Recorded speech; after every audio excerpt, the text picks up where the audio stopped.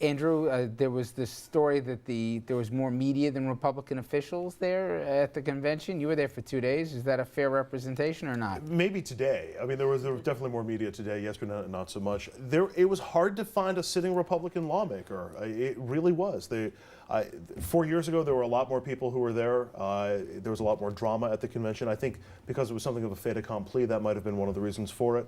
But yeah, it was.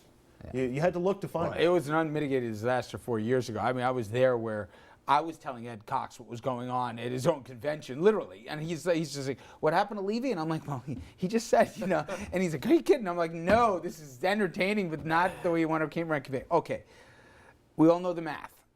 And we all know, in one way or the other, the Rob Astorino, a very likable, personable guy, quick on his feet, which counts. But can you find any plausible path that he could close the gap with all the math that's going against him, short of some scandal? I thought he did very well in his speech. Still the politician. And I have to say, having run statewide, you know, one of the best days is the convention because you're given that, you know, theatrical push forward to make it. He's got an uphill battle, and it's the money. I mean, it really is. Yeah. In order to overcome the favorabilities of the current governor, he's got it. But his message it resonates, and especially upstate, obviously. So I don't count him out. I mean, I think, you know, he's going to be a credible candidate, far more credible than last time. And I think it's going to be a lot closer than most people think. I can see a path, which is Democrats stay home, and he's able to rally the base and get a lot of Republican energy out to the polls, and then it's closer. Yeah. Well, to the point that Andrew made, though, Dom, the idea that calls are being made behind the scenes. We saw this not too long ago in Jersey. Republicans, be careful how much of a full-throated support you give this guy here, because you're going to have to deal with me in Albany. Again, this is not a governor who just wants to coast through and be quiet. He wants to crush this guy, and he's making no secrets about it. No mistake about that. You have to understand Andrew Cuomo's DNA. If you understand his DNA, he's cut from the same cloth as Rudy Giuliani. He would disagree with this to a degree. Chris Christie, you know, it's alpha male type thing, and I believe that Astorino will be governor one day. It's not going to be this year.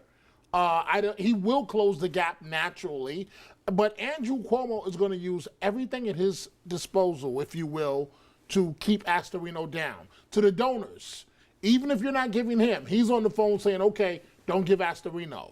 To the Republicans, any Republican that's seen at that convention, the way Andrew Cuomo rolls, you're going to have a problem with him when it comes budget time and when it comes time to receive money for your district. He's going to remember that you were out front, even though you're a Republican, you were out front with Astorino. For right now, until Election Day, Astorino, as far as Cuomo is concerned, is the enemy in all aspects. Here's a long shot way, and I agree with Dominic. I think Astorino, who's incredibly likable guy, I mean, everybody in Westchester knows that, but a long shot way for him to become governor this year is for him to trip up Cuomo. If Cuomo gets upset, that is a way in which Astorino can make some headway. Now, do I think he's going to win? No. But we saw that with the snub in terms of the chair yesterday. You know, Cuomo didn't buy into it. But if he did, and we're sure his handlers were saying, you know, don't respond. But if he did, Cuomo getting upset is a way that Astorino can make inroads. Astorino, for people who don't know him, is an incredibly likable figure. I agree with Dominic. He's not going to be, you know, governor this time around, barring some kind of controversy. Or if Cuomo buys into this and somehow during the debates or some other, you know, live event, he is tripped up. And I'll give one, and we'll talk about it in the next block, but the Moreland Commission. If this thing turns into something more with the U.S. Attorney, with what he's looking at, and there are fingerprints that go to the governor's office, then maybe. But listen, Rob tweaked the governor on the idea of where he lived, and as it related to the housing desegregation suit and those two ads that he put out against Astorino. you're right. If the governor can, and he's got Control great himself. control in terms of messaging, he'll yell at you off camera, as you know that. Pick up the phone Yeah. and He show yells you at out. you. Yeah. But You're being nice. Yes.